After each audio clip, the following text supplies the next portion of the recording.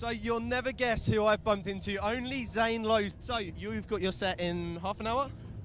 Yeah. And are you pumped? You yeah, ready? I'm excited. I mean, it's the festival season kind of started with the big weekend, Radio 1 big weekend, and I played Ibiza since then, and feel like I'm kind of just getting into the rhythm of what it's like to play bigger crowds and get out of the clubs and stuff. But it's good. It's great to be back. It does feel like kind of one of the first ones, though, sort of one of the first UK festivals of the summer, so it's good. So do you still, I mean, you are a pro at this, obviously, but do you still get nervous when you do this? Oh my God, yeah, no, absolutely. I got major butterflies when I walked up on stage and took a look at the crowd, soaked it up. I think you have to.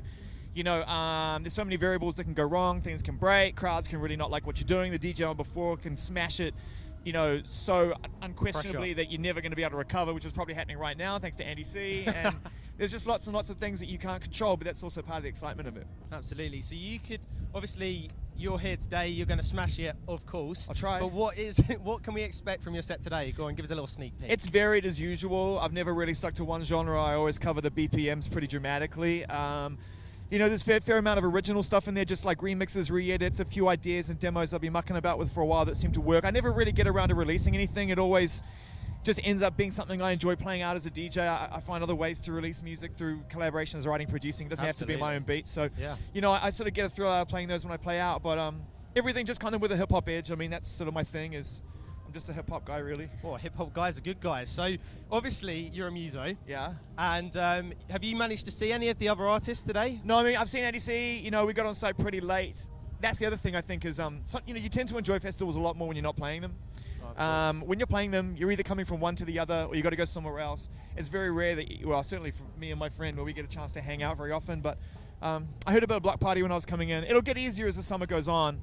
I'll sort of work out my rhythm a bit more and get here a little earlier than I normally do. But then you're also, like, on the day of a festival, I'm always kind of updating my set to the last minute anyway. Yeah, so no, I always leave at the last minute. And I mean, that was the question I was going to ask you. Obviously, coming as a performer rather than a fan, it must feel different. Both, but as both, yeah.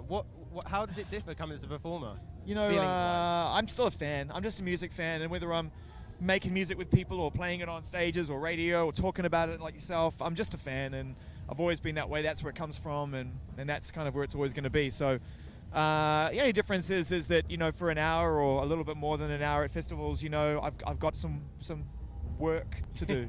How does it differ? What do you prefer, being in a studio or getting a live feed off an audience? All of it. You know, I try and do everything that...